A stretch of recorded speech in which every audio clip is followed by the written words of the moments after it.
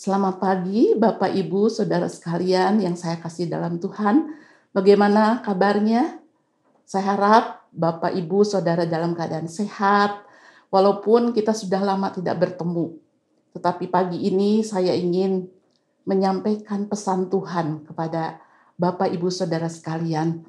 Sebelum saya menyampaikan firman Allah, mari kita sama-sama berdoa. Bapa dalam sorga, Bapa yang kami puji dalam nama Tuhan Yesus, kami bersyukur Tuhan untuk pagi yang baru yang Tuhan anugerahkan kepada kami. Kami sebentar akan mendengar firman Allah yang boleh menuntun hidup kami untuk menjalani hari-hari kami. Berbicaralah kepada kami ya Tuhan, karena kami siap menerimanya. Urapi hamba yang menyampaikan, juga Bapak Ibu Saudara yang boleh mendengar firman Tuhan pada pagi hari ini. Di dalam nama Tuhan Yesus, hamba boleh berdoa, bersyukur kepada Tuhan. Amin. Bapak Ibu Saudara sekalian yang saya kasih dalam Tuhan, pagi hari ini saya ingin menyampaikan firman Allah. Saya beri tema hari ini adalah tentang kesabaran.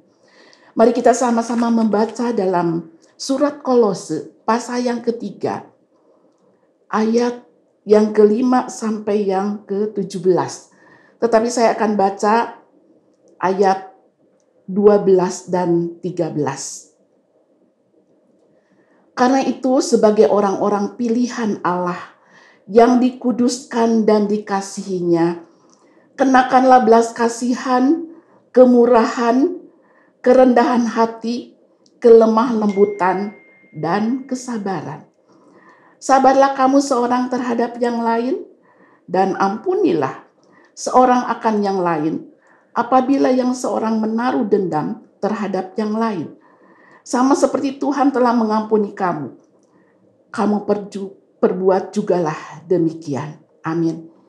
Yang berbahagia adalah yang mendengar firman Allah, membaca, merenungkannya, dan melakukannya dalam kehidupan hari lepas ke sehari.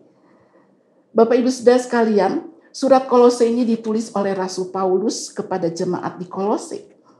Tujuannya adalah untuk memberantas ajaran palsu yang berbahaya yang pada waktu itu ada di jemaat di Kolose. Juga Rasul Paulus merindukan supaya jemaat di Kolose mengalami pembaharuan dalam Tuhan. Setelah menjadi ciptaan baru, setelah menjadi manusia baru, maka ada sifat-sifat Kristus yang boleh dihasilkan melalui jemaat Tuhan di Kolose. Dalam Kolose 3 ayat 5 sampai dengan 17 diberi judul manusia baru. Hari ini saya ingin menyampaikan firman Allah, bagaimana sikap kita sebagai anak-anak Tuhan. Dalam ayat yang kelima dikatakan, karena itu matikanlah dalam dirimu segala sesuatu yang duniawi, yaitu percabulan, kenajisan, hawa nafsu, nafsu jahat dan keserakahan yang sama dengan penyembahan berhala. Dikatakan dalam Kolose bahwa kita harus mematikan dalam diri kita segala sesuatu yang duniawi. Dikatakan juga buanglah sifat-sifat manusia lama. Tanggalkan sifat-sifat manusia lama yang membuat kita tidak bertumbuh dalam pengenalan kepada Tuhan. Saat ini kalau Tuhan izinkan kita ada dalam situasi pandemi COVID-19, Tuhan ingin memurnikan kehidupan rohani kita. Karena masih banyak orang-orang yang sudah dalam Tuhan, sudah dibaptis, tetapi masih hidup dalam perkara-perkara duniawi. Masih melakukan sifat-sifat si aku yang lama, yang membuat tidak bertumbuh dalam pengenalan kepada Tuhan. Dalam ayat 12 dikatakan bahwa karena sebagai orang-orang pilihan Allah, bahwa kita ini orang pilihan Allah yang pertama. Yang kedua juga kita sudah dikuduskan. Yang ketiga kita sudah dikasihi oleh Allah. Oleh karena itu Paulus mengatakan, kenakanlah belas kasihan, kemurahan, kerendahan hati, kelemah lembutan, dan kesabaran. Hari ini saya ingin menyampaikan topik yaitu tentang sabar atau kesabaran. Apa itu sabar? Sabar berarti tidak lekas marah. Sabar itu tidak cepat putus asa. Sabar itu tenang, pikir panjang, tidak tergesa-gesa. Mengapa kita harus punya kesabaran? Karena ini adalah salah satu karakter manusia baru. Kita yang sudah diselamatkan oleh Tuhan. Kita sudah diampuni dosa kita. Kita adalah manusia baru dan ciptaan baru yang harus memiliki karakter-karakter Kristus. Salah satunya adalah kesabaran. Bagaimana Tuhan Yesus yang kita sembah adalah panjang sabar. Kepada kita sekalian manusia yang seringkali berbuat dosa, berbuat kesalahan. Tetapi ketika kita mau mengakui dosa kita, maka Tuhan mau mengampuni karena Dia panjang sabar. Mengapa kita harus sabar? Karena sabar itu adalah salah satu buah Roh Kudus. Tuhan Yesus ingin supaya kita anak-anak Tuhan menghasilkan buah-buah yang mempermuliakan Tuhan. Salah satunya adalah kesabaran. Kesabaran diperlukan dalam tiap segi kehidupan. Karena dikatakan bahwa kasih itu sabar. Dalam rumah tangga, suami, istri, orang tua, anak, saudara bersaudara dalam keluarga, kesabaran sangat dibutuhkan dalam rumah tangga kita. Kalau anggota keluarga boleh mempunyai karakter buah Roh Kudus kesabaran, maka dalam rumah tangga itu ada damai, ada kebahagiaan. Karena semua anggota keluarga boleh mengendalikan diri. Kesabaran juga dibutuhkan dalam pekerjaan, dalam bisnis, sebagai pelayan Tuhan di gereja. Kesabaran sangat dibutuhkan.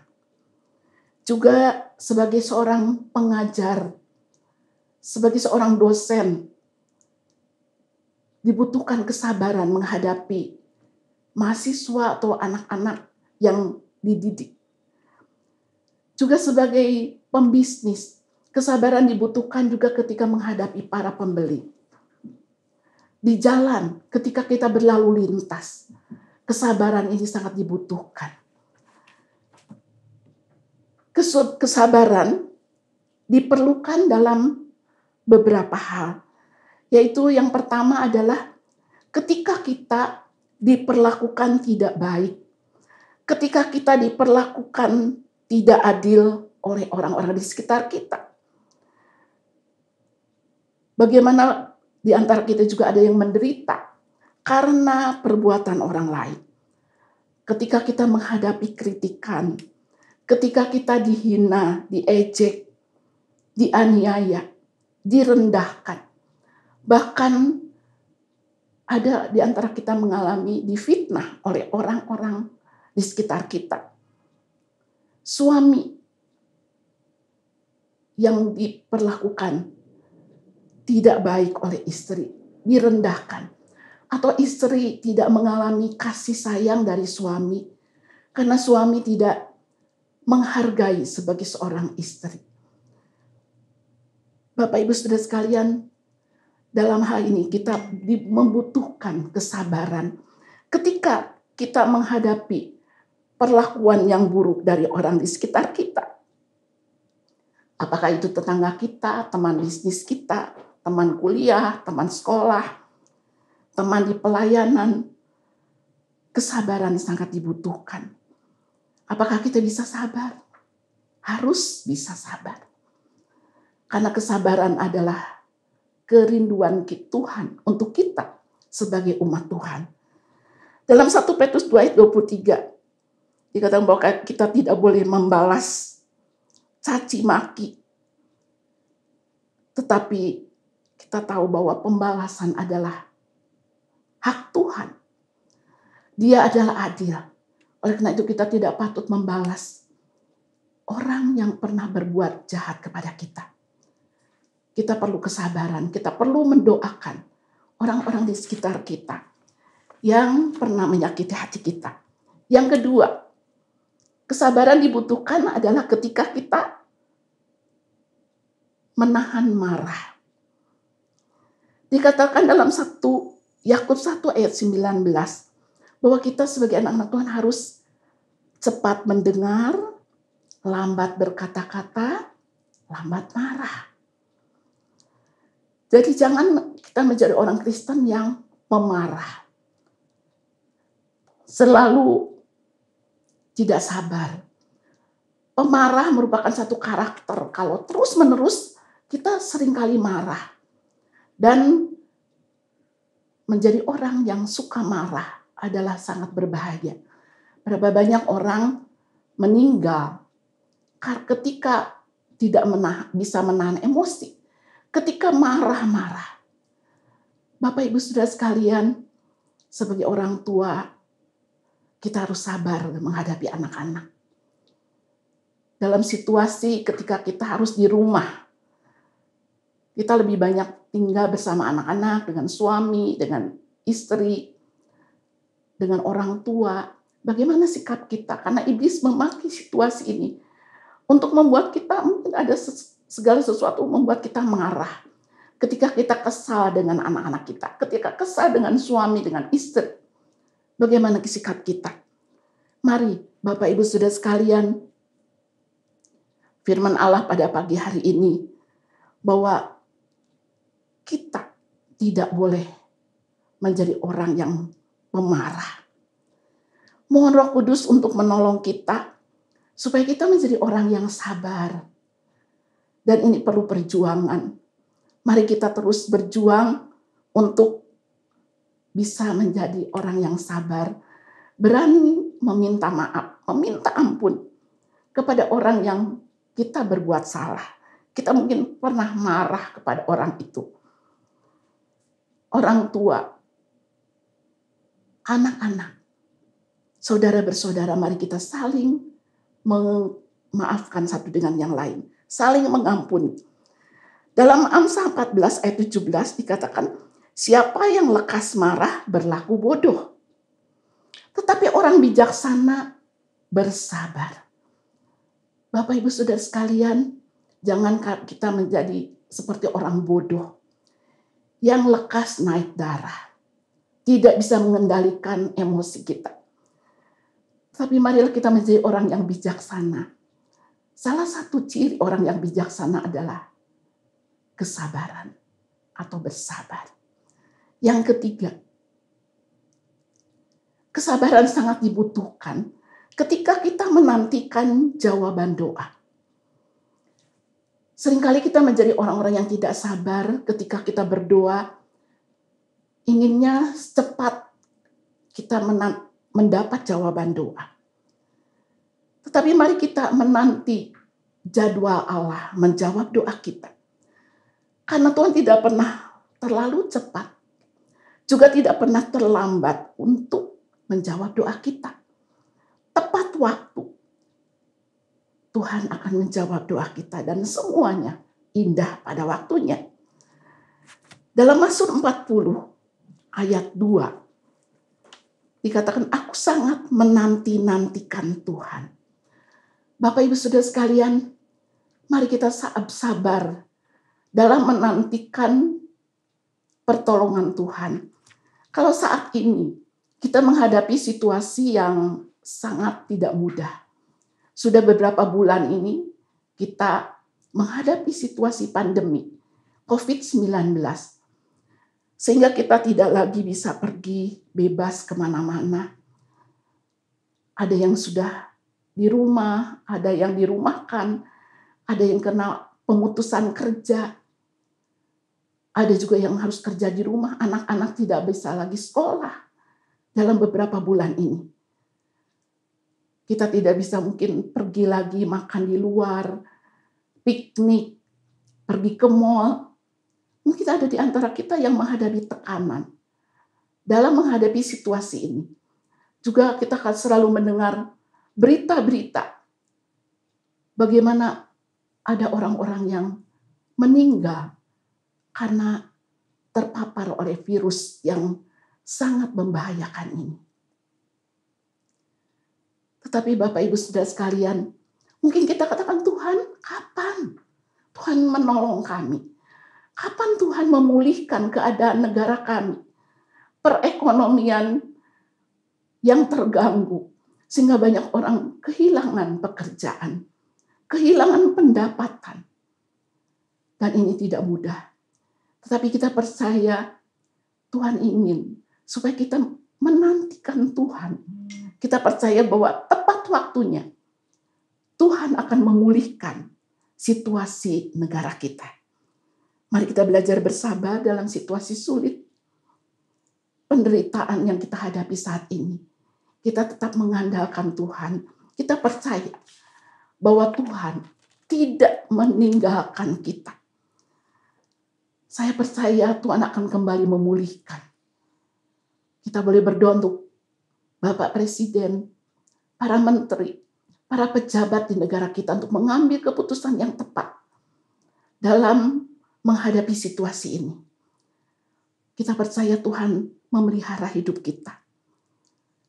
Marilah Bapak Ibu Saudara sekalian, saya rindu, kita rindu tentunya untuk kita bisa beribadah lagi di gereja.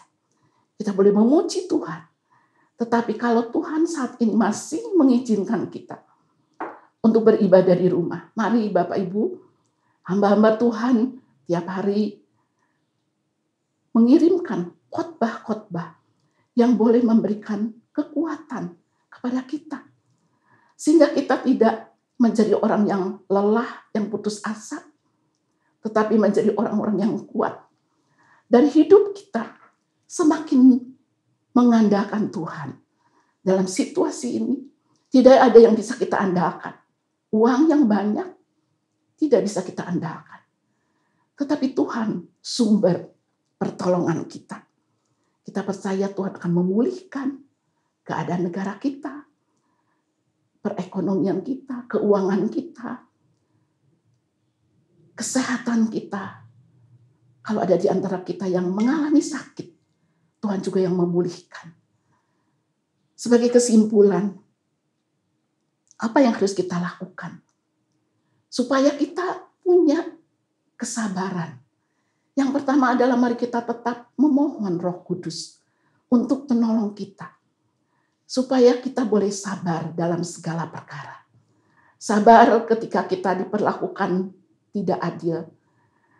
Sabar ketika kita harus, mungkin ada situasi kita harus bisa menahan marah. Kesabaran itu begitu penting. Yang ketiga, kita sabar ketika kita menantikan pertolongan Tuhan. Kita rindu situasi negara kita boleh pulih.